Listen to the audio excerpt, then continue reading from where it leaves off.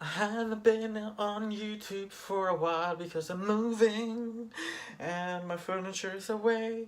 Me and my family are moving. I started a new job and I'm an emotional mess. As usual. No, I'm kidding. I'm really moving. Anyway, during this time of YouTube, I had some time to restart some hobbies that I left behind, and one of them was reading books. And I thought to myself, why don't review them on my YouTube channel and do something educational for once? So, the last book I've read was The Genie, The Genius by Klaus Cäsar. Notice this is a biography written in a novelistic fashion. So all the people and the events took place in reality. Dun, dun, dun. To give you a general idea about the book, it starts with Boris Sidis, a pioneer of psychology, and his wife Sarah. Together they built up this family, and Boris, due to his founding to the subconscious mind and what he calls the sub-waking self, decide to raise up their firstborn child, William, in a very particular way called the Sidis method. This method should ensure that William grows to his highest intellectual potential possible. During the story, they have a second child that they poorly left behind and don't raise up like William, and maybe that is a rather beneficial thing for her. If you read the book, you will find out why. The main theme of the book are basically raising up family ideology, self-realization, and the motives of the character are perfectionism, social status, and again self-realization.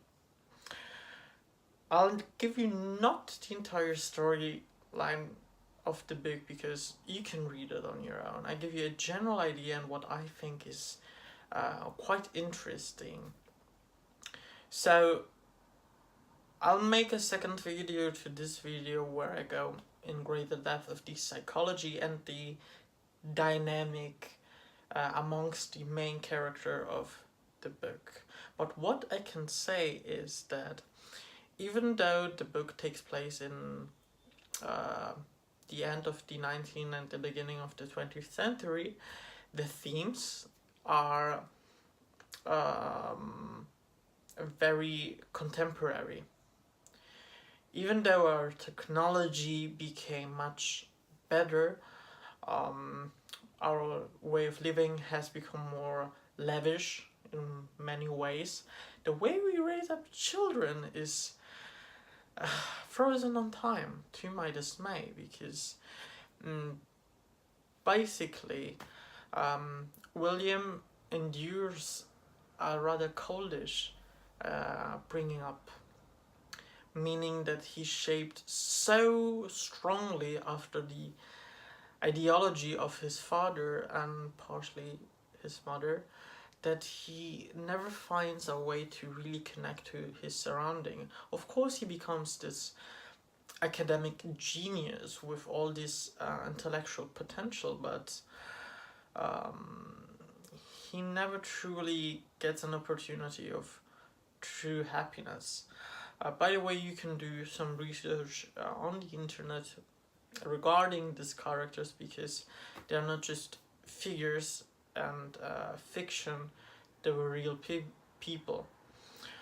And what struck me so strong about this book is, even though I'm not an academic genius and you don't need a psychology degree to tell that, but I could relate to William very much, and I think a lot of people will do because even though we are not all academic geniuses, we know what it feels like to have a parent or both parents with very strong ideas of how to be and what is valuable versus what is non-valuable, which leads to leaving your own personality behind and not knowing what makes you happy and how to relate to other people. And this is why I felt so strongly for the main character.